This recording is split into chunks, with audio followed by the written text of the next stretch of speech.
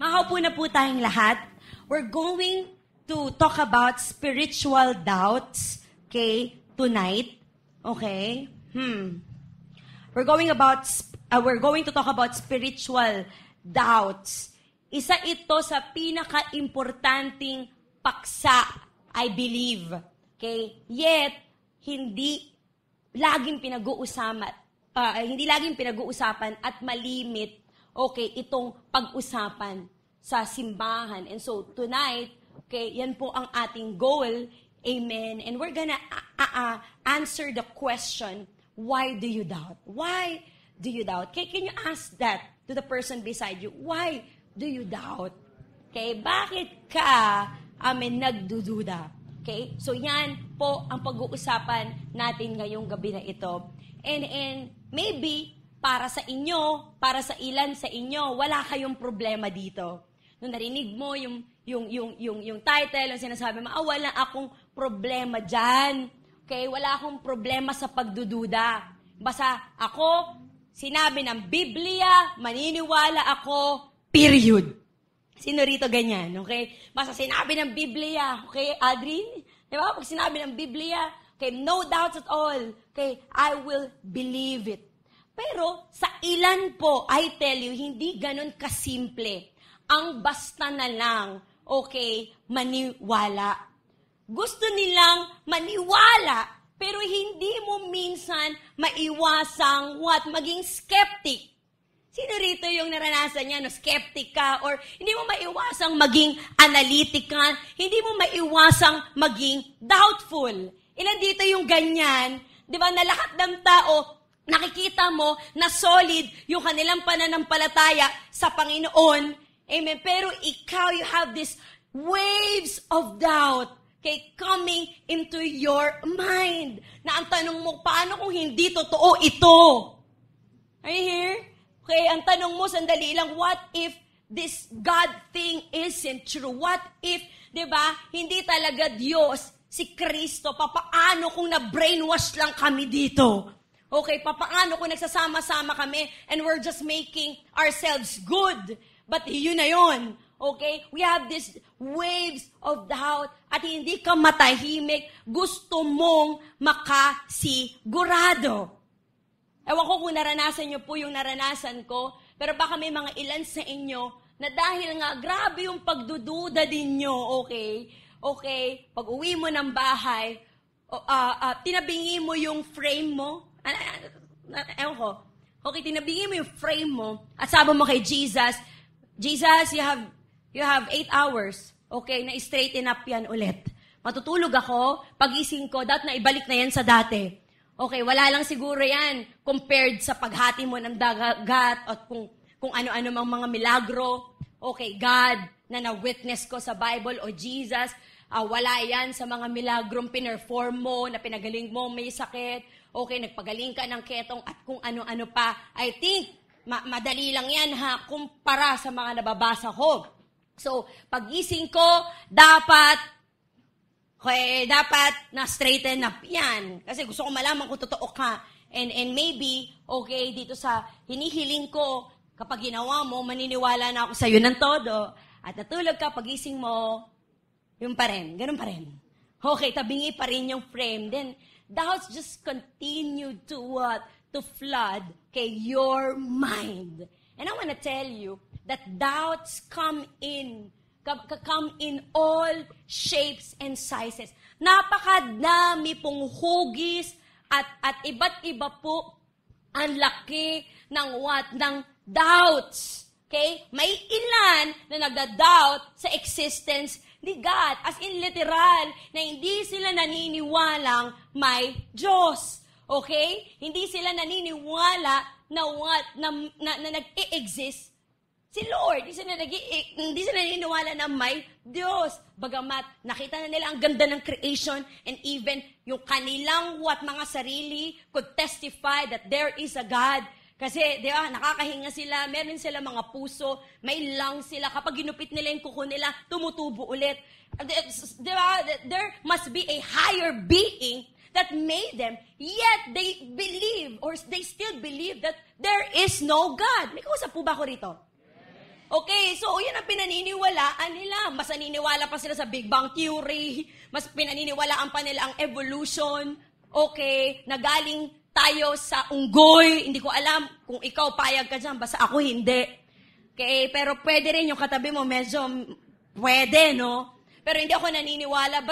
But some people doubt that God exists. Some people doubt that what? That there isn't no God. O may ilan naman tao na naniniwalang may Diyos. Naniniwala silang may Diyos, pero nagda-doubt sila sa involvement nito sa tao. Okay? May Diyos, nilikha tayo ng Diyos, pero dinitouch niya yung sarili niya sa atin. Oo, may Diyos, pero chinus niyang hindi ma-involve sa atin. May Diyos, pero wala siyang pakialam. Hindi nga tayo sigurado kung pinakikinggan niya ang ating mga panalangin. Or may mga ilan na nagda-doubt that God couldn't actually love them. May Diyos, but I don't think He can love me. May Diyos, but I don't think He could what? Forgive me. Kung may Diyos nga, pwedeng maniniwala ako, pero hindi ko alam kung matatanggap niya ako, hindi ko alam kung mamahalin niya ako, hindi ko alam kung mapapatawad niya ako dahil napakalaki ng kasalanan ko at ni Diyos. Di ba? Hindi maaatim ito. May mga ilan naman na nagda-doubt sa Diyos dahil sa ugali ng mga naniniwala sa Diyos. Kung yung mga ugali lang, kung yung mga ugali naman na naniniwala sa Diyos, pangit, ba't ako maniniwala sa Kanya? Okay? Kung mga naniniwala sa Diyos ay mapanghusga, kung ang mga naniniwala sa Diyos ay plastic, okay? Ang pangit pakinggan, no? Okay? Kung ang mga naniniwala sa Diyos ay what? Ay pangit ang ugali, mas pipiliin ko pang hindi na lang maniwala sa Kanya. Doubts come in all what shapes and sizes. Amen. And sa atin namang may solid na pananampalataya. Sa atin naman na may what? Na may pananampalataya na hindi matitibag. Minsan, nagiging mean tayo sa mga taong naniniwala. Ay, hindi naniniwala. Tama po ba? Nagiging mean tayo that feeling nila, okay, hindi ka naniniwala. Oh, di ba? Feeling natin, you don't belong here. Atin ang life retreat, dapat umiyak ka. Dapat isuko mo agad yung buhay mo. Dapat mag-altar call ka. At naiinis tayo sa mga taong ayaw mag-respond. Amen. Amen.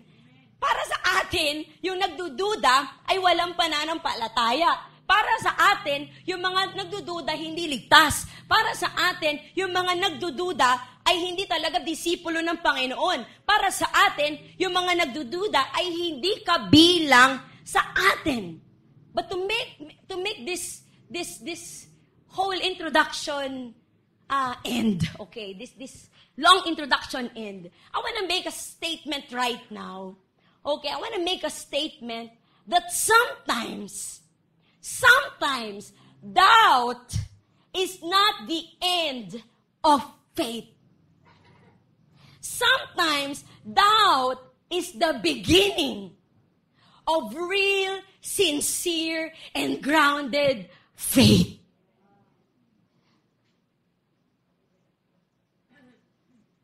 Doubt is not the end of real faith, but sometimes it is the start of a faith that is unshakable, a faith that is unstoppable, a faith that is willing to die for that person that you're believing in. And so today we're going to talk about a person in the Bible who was branded as a doubter.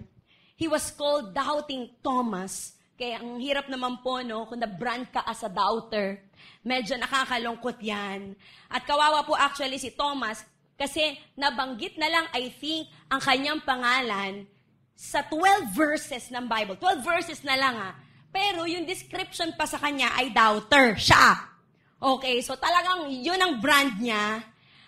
But we're gonna study his life. Why? Because what I love about Thomas is that his life shows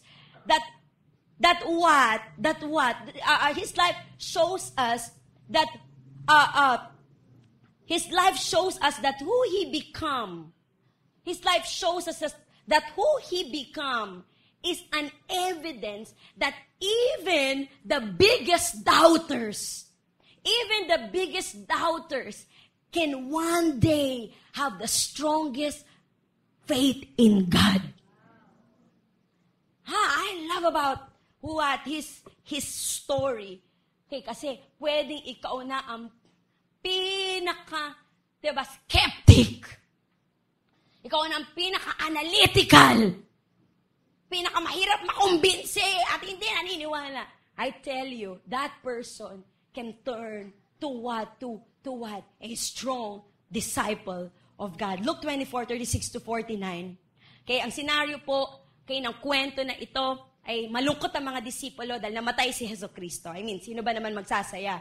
Sana'y malungkot, namatay si Kristo. And in verse 36, while they were still talking about this, I think they're talking about Christ, they're talking about the death of Christ, wala na tayong pag-asa, ano mangyayari sa atin. Then, Jesus appeared, stood among them, and said to them, "Peace be with you." Come on! Alam nyo, medyo, kailangan ko makarinig ng amen. Kailangan ko makarinig ng wow. Kailangan ko makarinig ng, come on, preach it! Okay. Sige, ulitin ko ulit ha. While they were still talking about this, Jesus himself stood among them and said to them, "Peace be with you." Peace with y'all. Okay, kakatawa, okay. And so, they were, sabi sa verse 37, they were startled and they were what? They were frightened, thinking that they saw a ghost. Sila'y natakot. Okay, bakit? Teka lang, may multo. Multo. And definitely po, yun ang iisipin nila. Why? Because they saw Jesus completely dead. They saw Jesus all the way dead. Okay, as in, completely dead. At kahit ako po, na-witness ko po ang lolo ko, okay, na namatay literal okay, sa ospital, tapos binalot, okay, kita ko namatay, kitang-kita ko din na nasa kabaong, tapos yung lolo ko po ay kitang-kita ko na nalibing. Nalibing siya. At kung aatin siya ng service ngayon, okay, hindi ba? Aatin siya ng service ngayon, definitely maiihi po ako, okay, and I will start to be frightened. Why? Because I saw my lolo completely dead. I saw my lolo all the way dead. I saw him dead. And yun po yung nangyari sa mga disipulo ni Christ. Alam ko, patay siya. I witnessed that he is what? Completely dead. And so they were frightened. So in verse 38, he said to them, "Why are you troubled? And why do doubts rise in your mind?" Bakit, diba? Bakit kayo nagda-doubt? Ba't kayo natatakot? Did you forget that I have opened blind eyes? Nakalimutan nyo na ba na nagpagaling ako ng mga sakit na hindi na mapapagaling? Okay? Nakalimutan nyo na ba na may patay at binuhay ko? Nakalimutan nyo na ba na may pangako akong ibibigay ko ang buhay ko, but pagkatapos ng 3 araw, ay marirestore itong uli. Nakalimutan nyo na ba? Nakalimutan nyo na ba yung plano natin? I told you that this is gonna happen, that I'm gonna die, and I'm gonna rise again. Why do doubts rise in your mind? And in verse 39, sabi rito, "Look at my hands and my feet. It is I, myself." Tingnan mo ang aking mga kamay. Tingnan mo ang aking mga paa. Ako to. Touch me. Come on. Hindi ako espiritu. Amen? Hindi pag hinawakan nyo ako, bam! Uy, multo nga. Hindi, mahahawakan mo ko. Sige, hawakan mo ako. Tingnan mo ang aking mga kamay. Tingnan mo ang aking paa. Hawakan ninyo. A ghost does not have flesh and bones. As you see, I have. And when he had said this, he showed them his hands and feet. And while they still did not believe it, because of joy and amazement, and so when their doubts are being fed, amen, because what? They touched the hands of Christ, they touched the feet of Christ and the body of Christ. Lord, totoo ka nga. Yung doubts nila turned into what? Into joy and amazement. Biniro sila ni Lord, gutom ako, pakainin niyo ako. Oh, yes, Lord. Order tayo McDo. Gutom siya, pakainin natin. Hindi pala McDo, so they gave him a piece of broiled fish. And he took it and ate it in their presence. And they were just, is this true? We saw you dead. Oh my, totoo ka. Anak ka ng Diyos. Lahat ng sinabi mo at pangako mo ay mangyayari. Amen. At nangyari. And in verse 44, he said to them, this is what I told you while I was still with you. Everything must be fulfilled that is written about me in the law of Moses, the prophets, and the Psalms. Then he opened their minds so that they could understand the scriptures. He told them, this is what it is written. The Messiah will suffer and rise from the dead on the third day. And repentance for the forgiveness of sins will be preached in his name to all nations, beginning at Jerusalem. You are witnesses of this. I'm going to send you what my Father has promised. But stay in the city until you have been clothed with power from on high. Palapakan muna natin ang Panginoon. Thank you, Jesus. Now, ano pong napansin nyo sa kwento? Ano pong napansin nyo sa kwento? Okay? Sino ang wala sa meeting? Ha? Sino ang wala sa meeting? Sino ang absent? So we can see here that Thomas was not there. How do we know? Hindi naman sinabi sa Luke o sinabi ni John. Open your Bibles to John 20:24. Diyan na po iikot ang storya kay John 24. Sabi po ng version ni John, now Thomas, also known as Didymus. Ganda ng pangalan, no? Didymus. Hi, Didymus.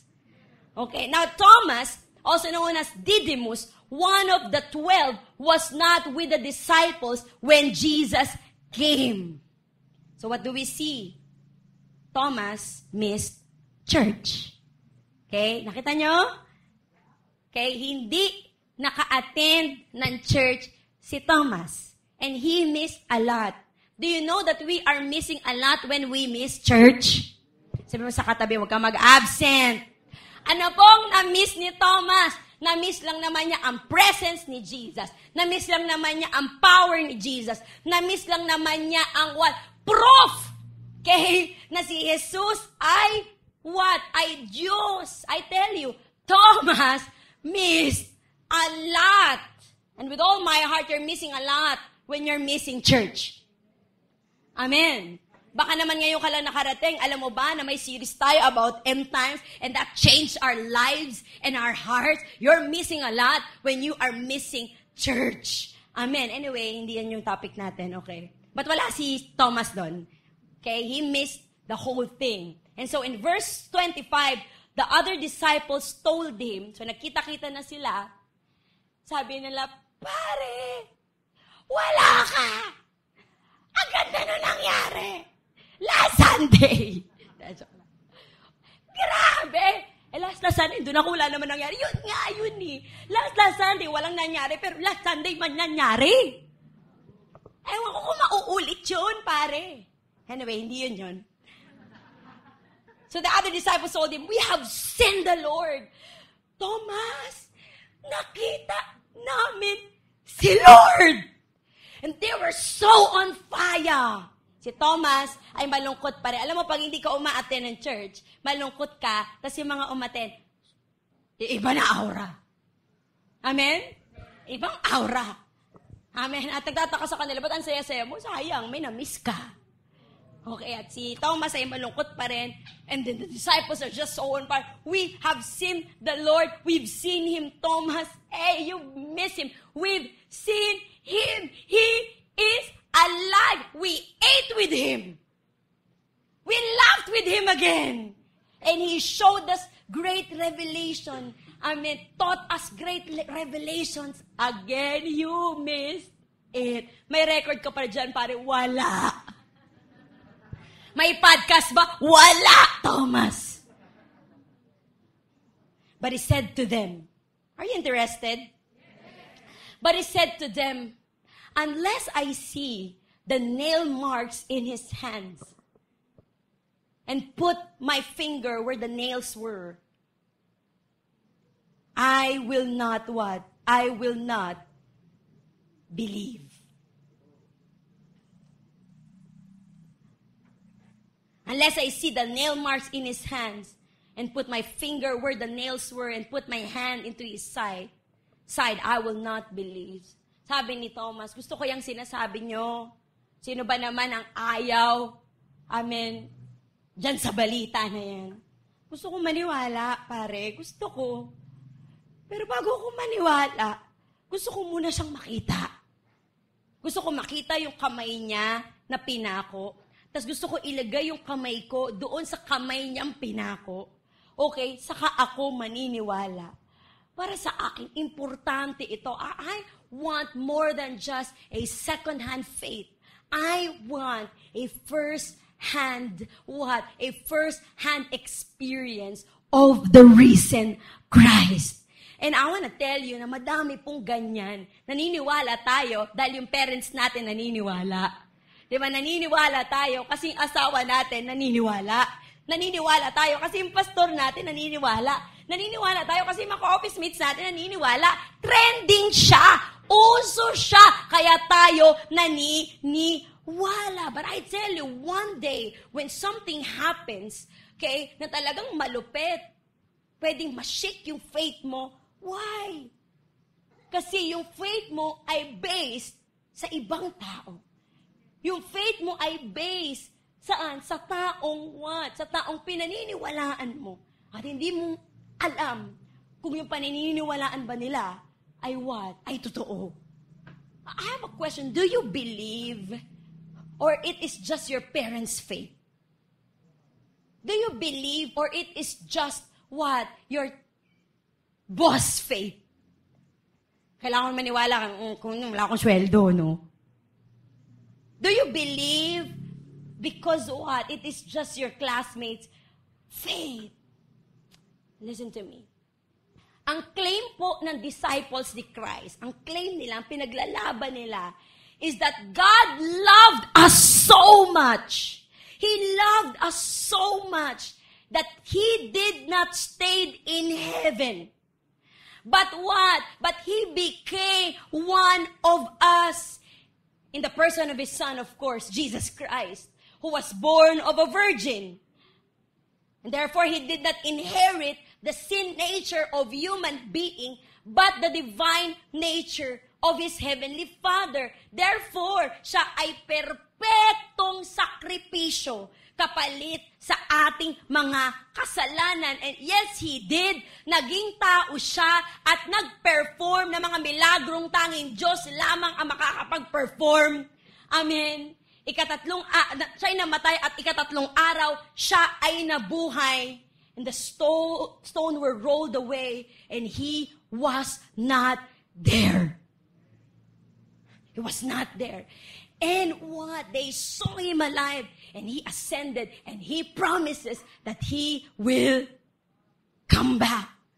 At ang claim ng mga disipulo ay kung sino man ang tatanggap kay Kristo ay maliligtas. That's what they claim. There is no other name in which we will be saved but through the name of Jesus Christ. Now, if that is true, that demands a response, right?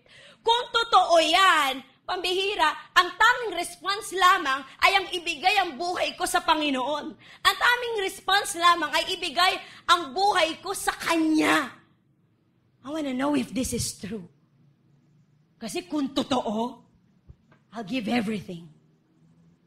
Kasi kung totoo, that will change everything. Hindi, dapat wala kang doubt. Dapat hindi ka mag-doubt.